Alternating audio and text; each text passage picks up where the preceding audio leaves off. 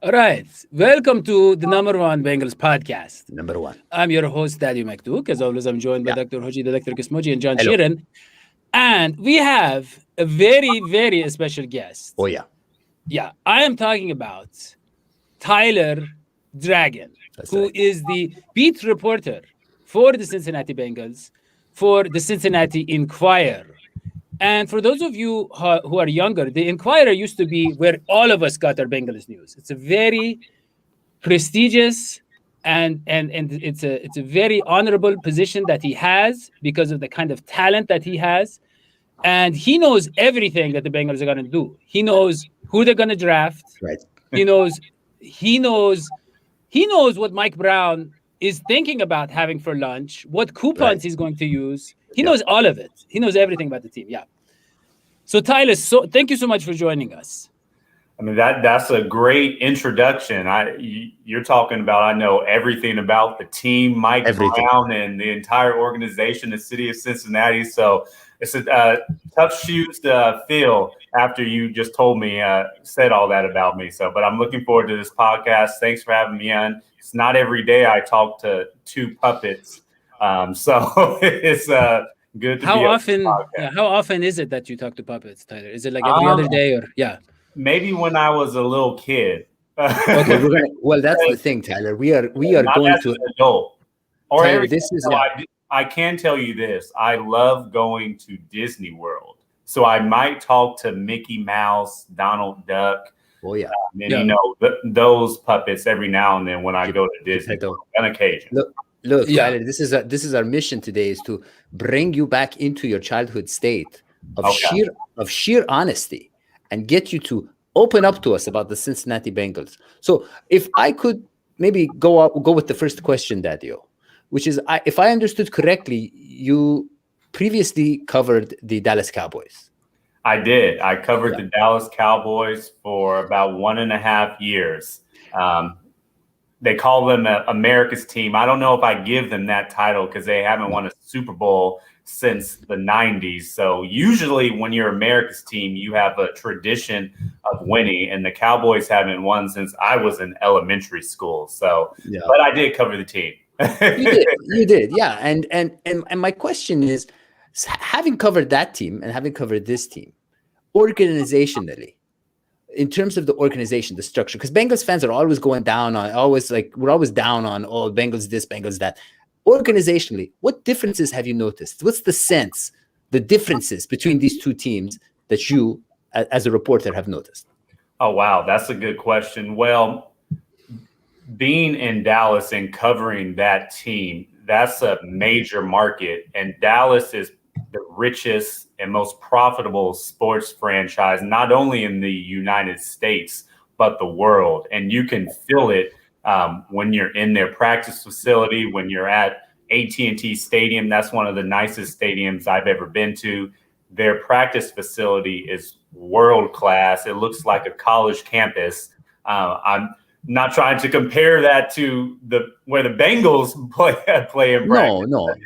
Well, I don't even know what a practice facility is, to be honest with you. Yeah, like this is a foreign concept to me. Yeah, so you can definitely sense and feel when you cover the Dallas Cowboys. Even the media market.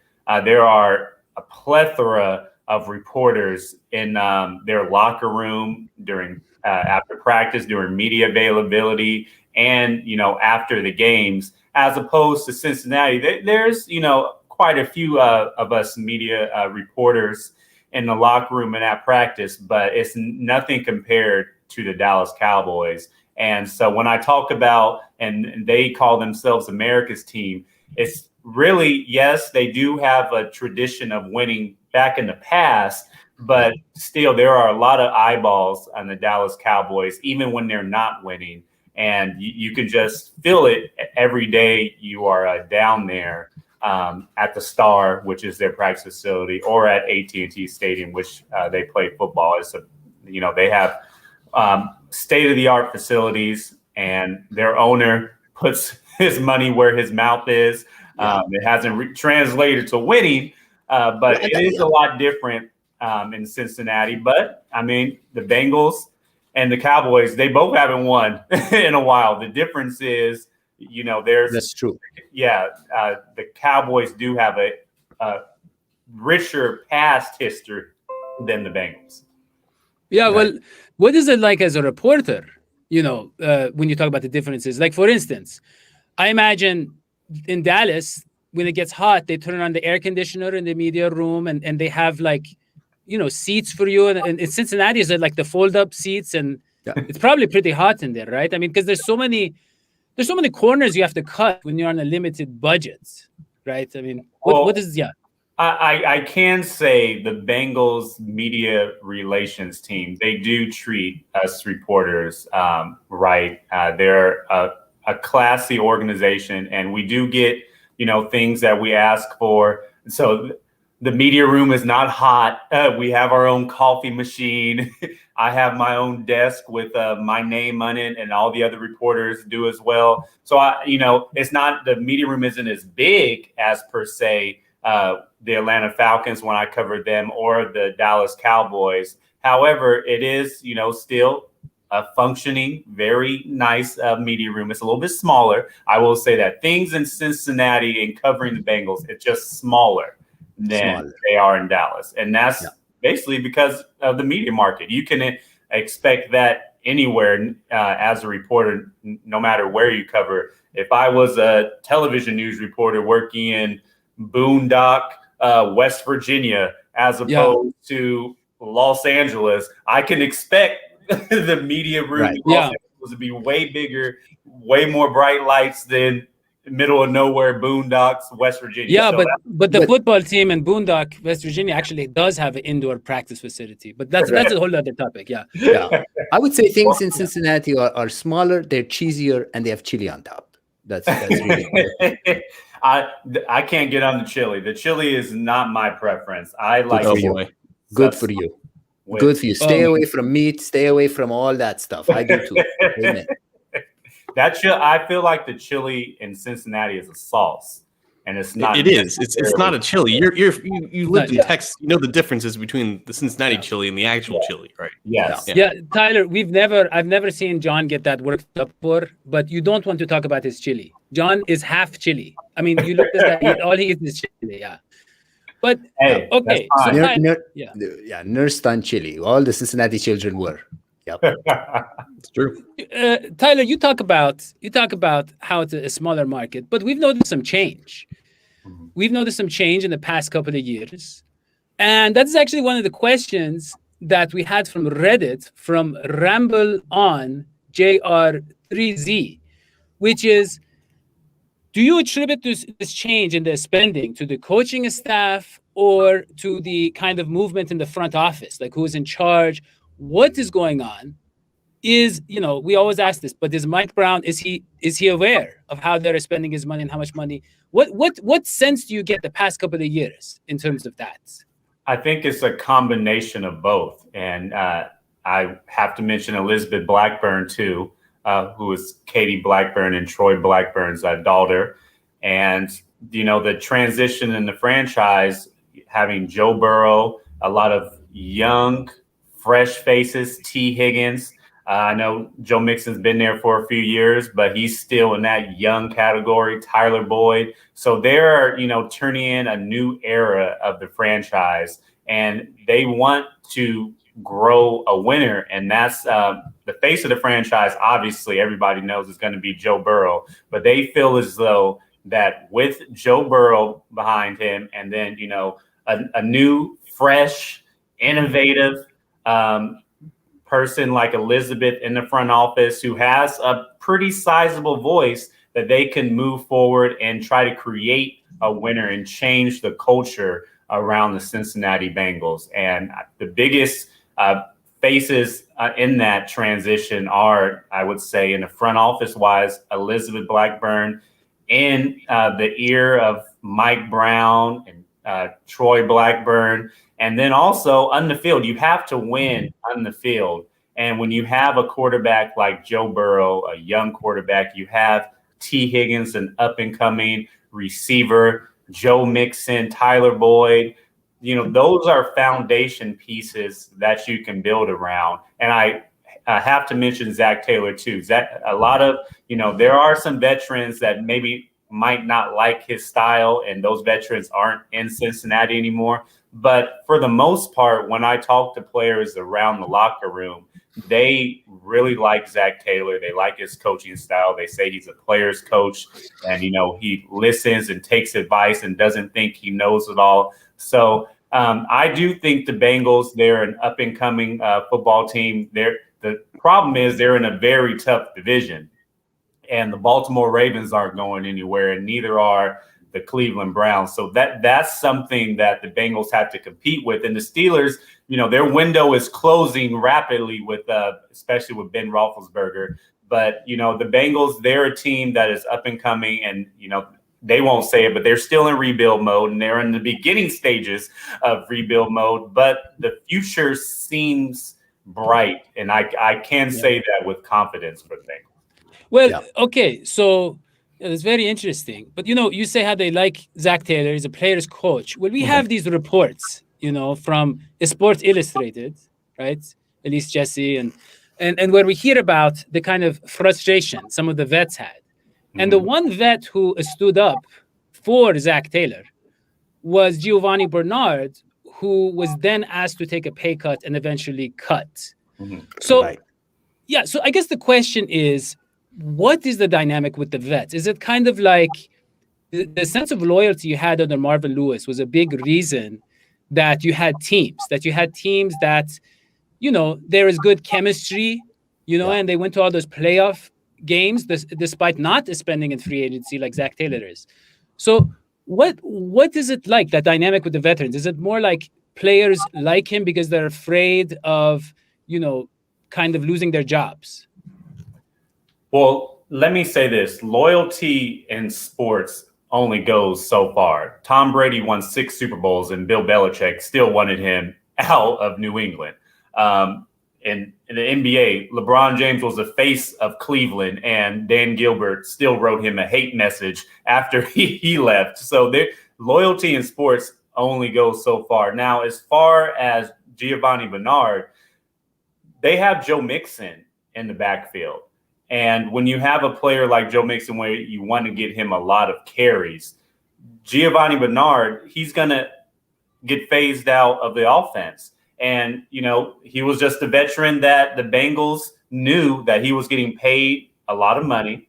And they looked at the salary cap, how much money they have overall. And in the future, they're like, okay, we still have Jesse Bates that we want to resign. We still have Sam Hubbard that we want to resign. We're paying Trey Hendrickson a lot of money. We're paying Trey Waynes. We're paying DJ Reader a lot of money. So when you look at all these players that the Bengals are paying, not to mention they're thinking futuristically, Joe Burrow is going to command a lot of money too in the next couple of years, and you want to going to resign him as well. So when you think about that and you look at Gio Bernard, you're thinking, okay, this year, 2021, we already have Joe Mixon.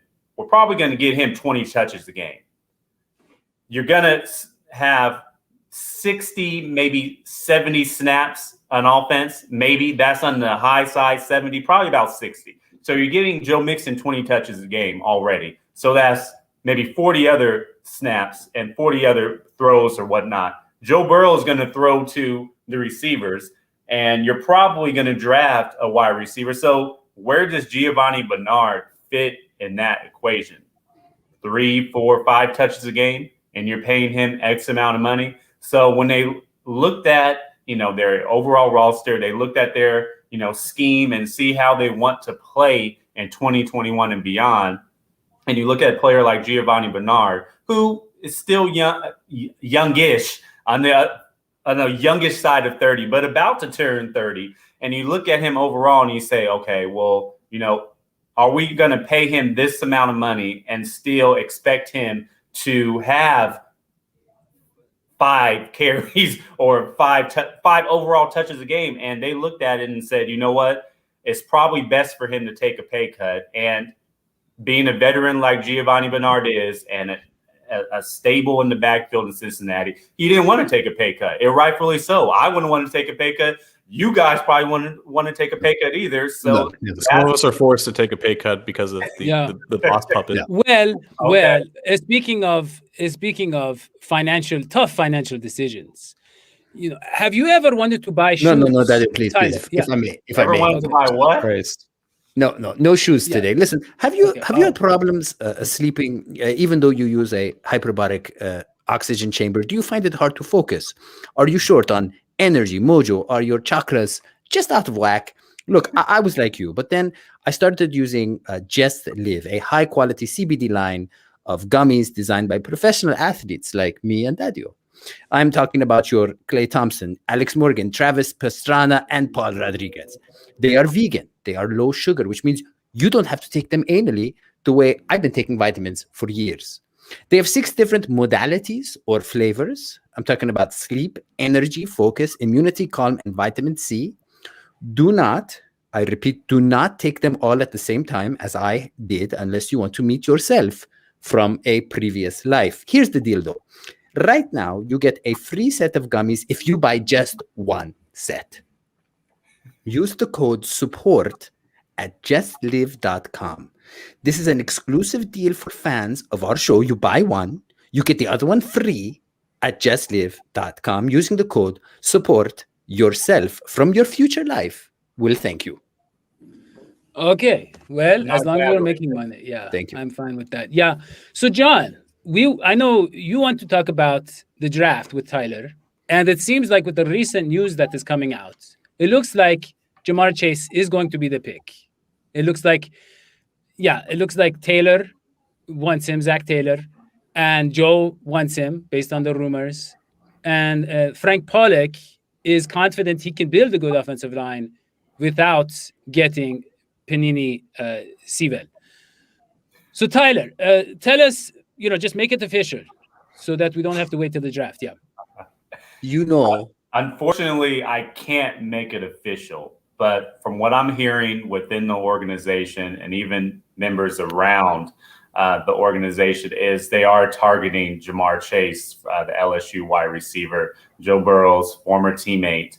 And, they like his ability on the outside. And the Bengals have a need at wide receiver with the departure of A.J. Green, who is now with the Arizona Cardinals. Zach Taylor likes to play 11 personnel. That is 3 wide receivers, 1 running back, and tight end in the formation. And so with that 3rd wide receiver, you have a hole right there on the outside. It could be Auden Tate and as well as T. Higgins and Tyler Boyd. But Auden Tate, he has an injury history, probably better off as a number 4 or a number 5 guy. I know he probably wouldn't like me saying that, but that's probably what it is. So I firmly believe that the Bengals, they have, really like Auden Tate, but they want to upgrade that wide receiver spot. And, when you look at a receiver like Jamar Chase, he's arguably the best wide receiver in the draft.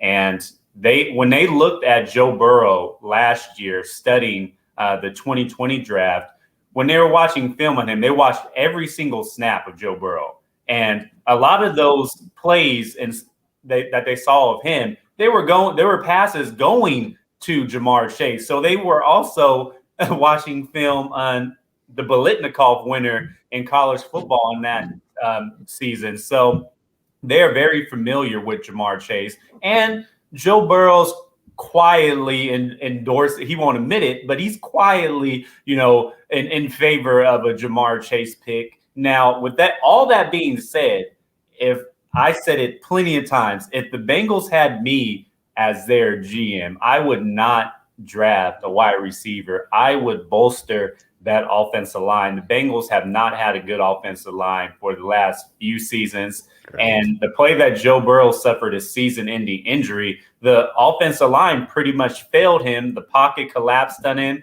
and that's why he's out still right now recovering from a torn ACL and other ligaments. So I would bolster the offensive line if the decision were up to me, and I would draft Oregon tackle Penei Sewell. But it does not look like they're going to go that route.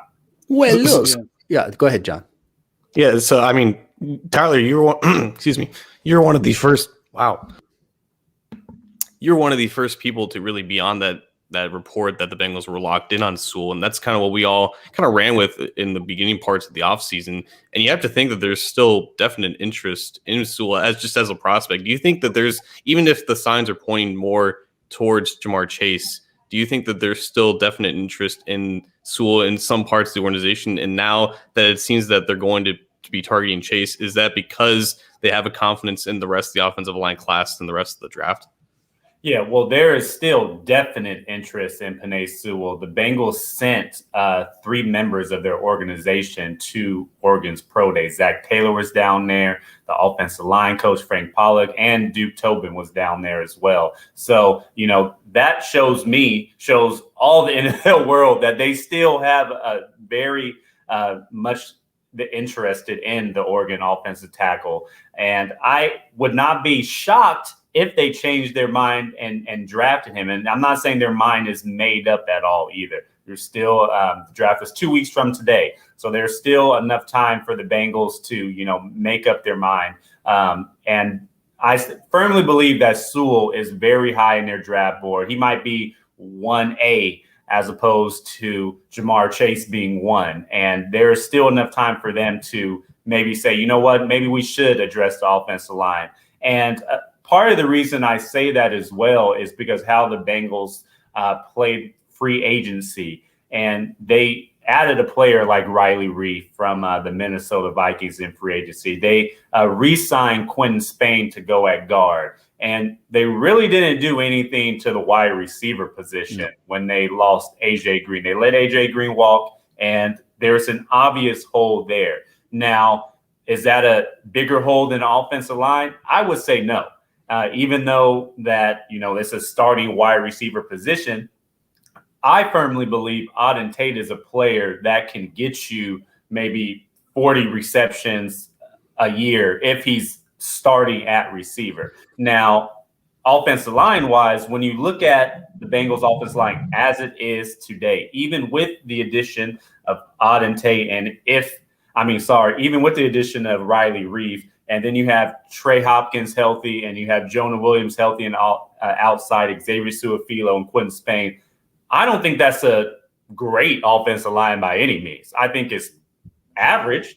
But when you look at all the other teams in the AFC North, I still believe they have better offensive lines, with the exception of the Pittsburgh Steelers, because they lost a lot of their offensive linemen in free agency and retirement with Pouncey.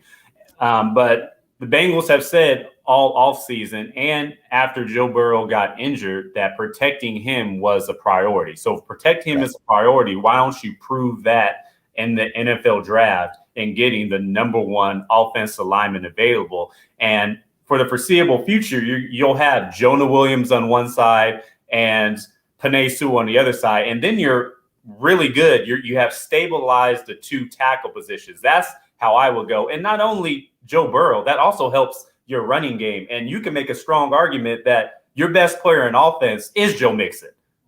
So that not only helps the passing game in Joe Burrow and protecting him, but also helps your Pro Bowl caliber running back in Joe Mixon.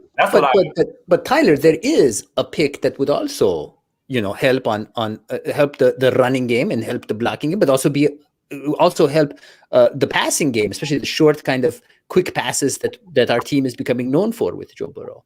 And that is Kyle Pitts. Kyle Pitts was the only player in college football with over 65 targets and 0 drops last season. This is an option that I'm not seeing spoken enough about. I agree, Sewell is great, yeah. But one thing we've been saying on the show is you draft not according to the position you need, but according to the talent you can get. That's one of the theories that's been floated around a lot by the show. I believe it's called the John Sheeran theory, if I'm not mistaken. Yeah, it's true. It's the best John Sheeran player available is what the term is called. Yeah, but well, Tyler, you talk a lot about if you were the GM.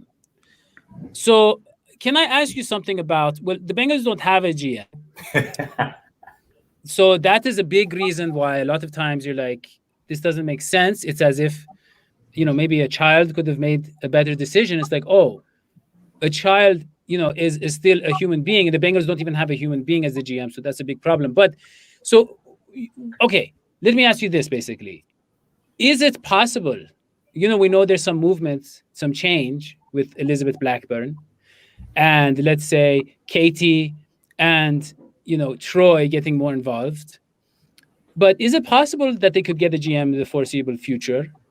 That's the first question. The second one, is it possible that Duke Tobin will be on the hot seat at any point if they don't hit on some draft picks pretty soon?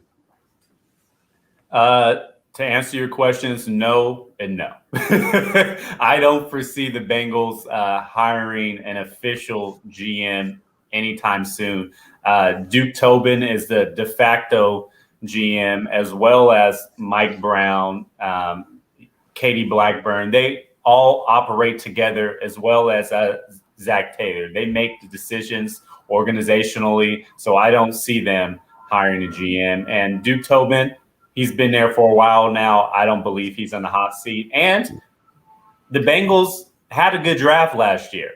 They drafted Joe Burrow and T. Higgins. Those are two franchise cornerstone pieces that they can build around. So Duke Tobin, if you're going to cast blame on him, you also have to give him credit for having a pretty good draft last year. Not to mention Logan Wilson, who looks like a pretty good linebacker. And the Bengals are going to start him in the middle this year. So it's going to be interesting to see how he performs in year two. So the Bengals, they had a good draft last year. I don't see Duke Tobin as being on the hot seat at any time soon. You'll have to forgive Dadio for constantly pushing that. He's been asking basically every guest from the Bengals about Duke Tobin. But I want to talk about the idea of acquiring a couple of franchise cornerstones, because now the Bengals are still drafting at the top of each round again this year. So they're in a similar position like last year. Say they go Chase at the top of the draft. They must be pretty confident that they can get an offensive lineman early in round 2 or 3. Are there any names that you have heard are being linked and associated with the Bengals, or even in your preference, any offensive lineman that you think Bengals fans should be looking out for in the 2nd or 3rd round of the draft? Well, on my mock draft, shameless plug on Cincinnati.com, I have the Bengals selecting Alex Leatherwood out of Alabama in the 2nd round. And the Bengals believe, they even have said it, Duke Tobin said it last week, that they can draft a starting caliber offensive lineman either at tackle or at guard in day 2 of the draft. So that's the 2nd or 3rd round. Do I believe them? I'm still hesitant to say that they can get a starting caliber offensive lineman, but scouts believe, and people around the NFL are confident that this year's draft is very strong on the offensive line. So with that being said, the Bengals do have a decent shot at upgrading their offensive line in the 2nd and 3rd round if they choose to draft Jamar Chase at number 5 overall on day 1. Okay, so yeah, so what else are they thinking about, Tyler? Like, what do they see as their positions of need? For instance, like our linebackers are very young and very unproven. Is that still? But are they going to, like you said, they're at the beginning of a rebuild? Are they going to be like, hey, let's give it some time, or are they going to just try to fix every hole? Or like let's say pass rusher, right? I mean, they add Trey Hendrickson, but they still don't have a strong pass rush. Mm-hmm. So what else do they need? And we know the What's offensive the line rush, probably really? 2nd round. Why do they need to rush? Well, offensive line, defensive line, wide receiver, and linebacker, those are the biggest needs the Bengals have, in my opinion. And when I talked to Zach Taylor on the Bengals Beat podcast, he said upgrading up front on both sides of the ball is a priority for the team. Have they upgraded up front on both sides of the ball to this point? No. That's debatable. Trey Hendrickson, I think that he is a good pass rusher, but last year and was his only pretty good year, and he wasn't the best pass rusher in that team. Cam Jordan was. And when NFL teams were game planning for the New Orleans Saints, a lot of times they were game planning, putting most of their focus on Cam Jordan. And Trey Hendrickson, he got a lot of sacks, but he wasn't seeing a lot of double teams when I watched tape on him. As far as all the other positions, is Riley Reif the answer at right tackle? He was a pretty good player in Minnesota. He's an upgrade over Bobby Hart. I know Bengals fans do not like Bobby Hart.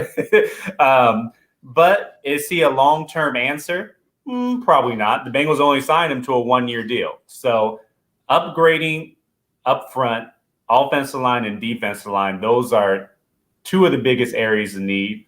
Filling the wide receiver spot vacated by A.J. Green, that's obvious hole. And linebackers. Not a lot of people are talking about the Bengals lost Josh Bynes last year. I mean, this year in free agency, and he was their best linebacker. I firmly believe they should re-sign him. I believe he's still a free agent, if my memory is correct. And they're giving the keys to Logan Wilson and Jermaine Pratt. Is that a linebacker core that you're comfortable with? I think the Bengals should address linebacker as well. So those are the biggest positions of need, in my opinion. A lot of people talk about, okay, well, you got to replace Gio Bernard as well. I don't really think that's high on the priority list, just because the Bengals expect to have Joe Mixon heavily involved. And then you got Samaje Perine, who is a capable runner and pass catcher in the backfield as well.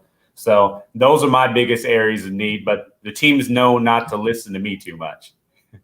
I just want to point out, by the way, speaking of stars, Tyler, that it seems, according to the comments, that Hakeem Olajuwon is watching our show right now and making comments. I don't know if you saw that, Dadio. I don't think that's the real Hakeem. Well, I wouldn't put it past him.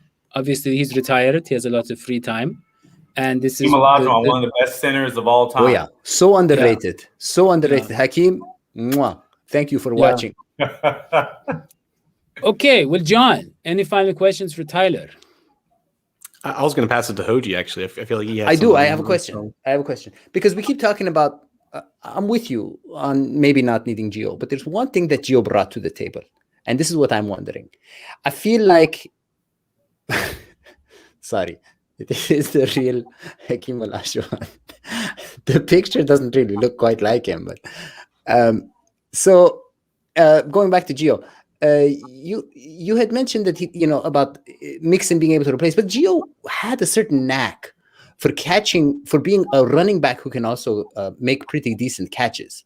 And I feel like that is where he fit in very nicely in this offense. I feel like sometimes when we talk about receivers, when we watch Joe Burrow's game, he's a great quarterback, but he does so much better mid-range, shorter passes than he does with the longer passes. So wouldn't it make more sense? Focus on the tight end, focus on the running back, people who can catch up close, as opposed to getting these wide receivers going far away, right? And that's not where Joe Burrow shines. Well, the wide receivers don't necessarily have to go far away. It depends on the route concepts. And Joe Burrow did just fine with Jamar Chase at LSU. And true.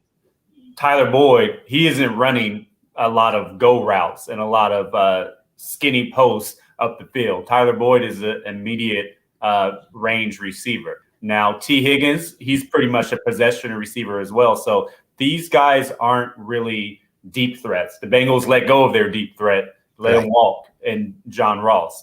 And Joe Burrow doesn't have the strongest arm in the world. I don't think I'm breaking any news here. So he's not going to throw down the field often. So to answer your question, should the Bengals consider drafting a tight end, like a Kyle Pitts, or addressing Gio Bernard's departure? I do think they are. They just signed Moss from the Washington football team. I almost said the other word. I got to remember not to say that. But they just signed Moss from the Washington football team, and they believe that he still has a lot of untapped potential. He was on injured reserve last year, and we saw Joe Burrow and Moss's chemistry at LSU. So maybe, they can light that fire again. CJ Uzama's coming back from an Achilles injury. Right. Great Bruce player. Campbell, I just talked to him. That story's up on Cincinnati.com. Same shameless plug.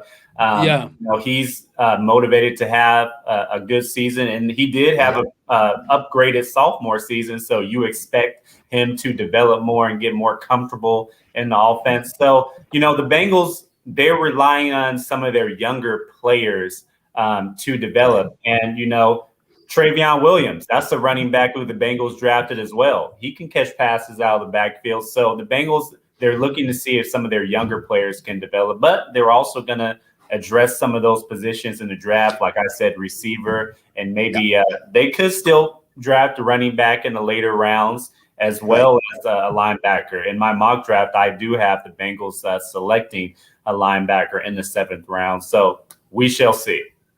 Yeah. And Tyler, for some of those, quick question. For some of those of our viewers who don't watch football as closely as you and I and John do, where did John Ross go? Because some of our viewers are not going to know. This is going to be news to them. What happened to him? He went to the at first I thought you were talking about where did he go to college, because I'm a Pac-12 guy too. But he went to the New York Giants. News to the New York Giants. Just to everybody who didn't know that. University. Everybody who didn't hear that, he went to New York. Yes, and then he's from Washington University, born and raised in Southern California, my neck of the woods. So John Ross, Beach. that's a good guy. Yep. Can't beat Malibu. Yeah. Dadio. Okay. Nice too. Yeah. So, okay, guys. So, like you heard from Tyler, you can follow his stuff on Cincinnati.com. And you can also follow him on Twitter at Tyler the Dragon is his handle. Not quite. And so, The Tyler Dragon. There are many dragons. He is one of them. Yeah. The Tyler Dragon. Okay. Great. No, it's just wait a minute. Let's get it right, because we as a professional The sports show. Tyler Dragon. That's what I said. Okay. That is what I said. I don't. Okay, that's what I said. Tyler the Dragon. And you can please stop. What? Okay, reverse the Tyler Dragon. Where you put the matters a lot here. Okay. Like I am Dr. Hodgie, the electric smoji. I think that's why you're messing up. Yeah. My the comes before electric. His the comes before his first name, Tyler. There you go. So guys, I know a lot of you are disappointed. You're like, where is the Brinks? Give me the Brinks. Right? Yeah, what Living happened on to the the Brinks. What happened is, so we are going to have like a sports center type of show with the Brinks. They are going to produce our show. It's going to be very fun. But they weren't ready for us yet. They said it's a big responsibility. They're very nervous. I told those guys, just calm down. I will guide you. I'll walk you through it. Well, how many number one shows are there? Really? There's only one number one, A lot of pressure. But they're working it out. They're working on it. So hopefully next time you will see us being produced by Brinks. They're going to give us their skin, whatever that means. We're going to have a skin of Brinks. Yeah. And I know Hodgie's against that, the whole fur and the skin, and everybody just should keep their own skin, not use other people's skin. Yeah. Well, I mean, if you wear fur, I mean, basically wearing fur, people knew it was inhumane like 70 years ago. You're kind of behind the times in being humane. Well, I think when people can't afford fur, they make up all sorts of excuses why they don't have fur. But whatever, we don't have to talk about that. So that is all we have. I'm just kind of freaked out now because Hakeem Olajuwon says John Sheeran might not be the real John Sheeran, and I am so confused because Hakeem Olajuwon. I've been exposed. Yeah. Okay. So John left. So I knew it, Hakeem. Yeah, Hakeem called him out. Okay. Look, subscribe to the show. Yeah. Okay. And both the podcast, we're the number one Bengals podcast. You can find us on a Stitcher and a Spotify and all the other stuff. Spot. Oh, sorry. Yeah. And And please leave comments. Leave comment. Subscribe and upvote and leave comments about this ongoing debate on the pick on the first round thing. I want to hear you read your comments in the YouTube and see it and leave all kinds of positive things about us on the podcast. Please. So that is all we have. We will see you next time. So long. We have to find the real John Sheeran. Pies.